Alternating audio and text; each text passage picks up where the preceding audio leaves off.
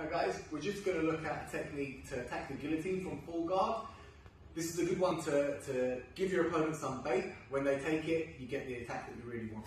So, I'm in my full guard. Like always, my attacks can only really start when I get his hands onto the ground. I can do a scoop like this, or I can go inside. Either way, it's up to you. But the important thing is, as I move the hands, I need to drag my knees like I'm trying to knee myself in the face, because that will put his weight down to the floor. Once his hands are on the floor, I need to act like I want a Kimura. And I don't usually like attacking Kimuras from full guard, but I'm going to give him the bait anyway. So if I see he's here, and I sit up. Now, the important thing for me here is, I'm hiding my armpit, so I'm on my elbow, but I'm not leaving the gap here. If there's a gap there, he's going to grab the Dagestani handcuff, pull me down to here, and then my life's just got a lot worse. So the idea is from here, hide my elbow. So if he tries to get that grip, it's pretty tough for him. There's not enough space. So if I'm threatening this, all he can really do now is grab his hands together around my hips. Now, Ross is a strong guy. The chances of me separating this grip here are pretty slim. But what I've done now, by giving him this threat, is I've got him to clasp his hands together, and they're underneath my body. So his hands are stuck. Now from here, I need to wrap his head for a guillotine. But look at the angle I'm at. If I try and go around his head here, unless I've got nice flexible shoulders, it's just not going to work for me.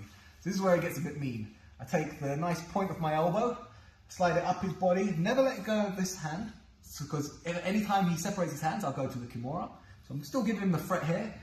I slide up his body, I find the soft meat of his trap, and I push down with the point of my elbow to create space from here, which is now giving me enough space that I can loop his head. And I sit myself up. Now from here, I'm using this hand to cup his chin, just to stop him from pulling away. But to really emphasize that and amplify it, my shoulder is going to drop down onto his upper back. So if he tries to pull away from me now, it's pretty hard. And I haven't even introduced my second hand yet. What I'm going to do in this case is going to be an arm-in guillotine. So I'm going to scoop over the top of his arm here, and I'm going to grab my hands together. The initial grip we're going to make, little finger lines up with my knuckles, and I'm going to grab like this. So this is my normal guillotine grip.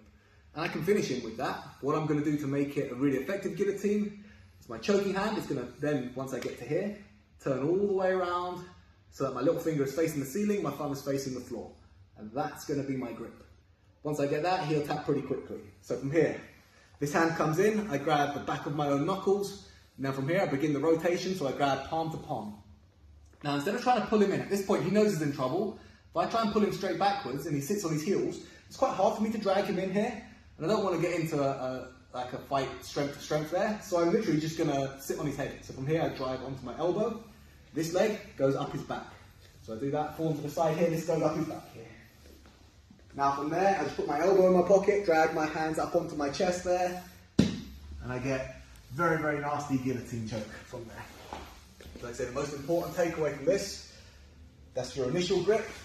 When I want to make this really tight, this hand rotates all the way around, palm to palm, no thumbs. Thumbs are glued to my hands. That's my hook grip. From there, hands in the chest, elbows into the pocket, and you've got a good one.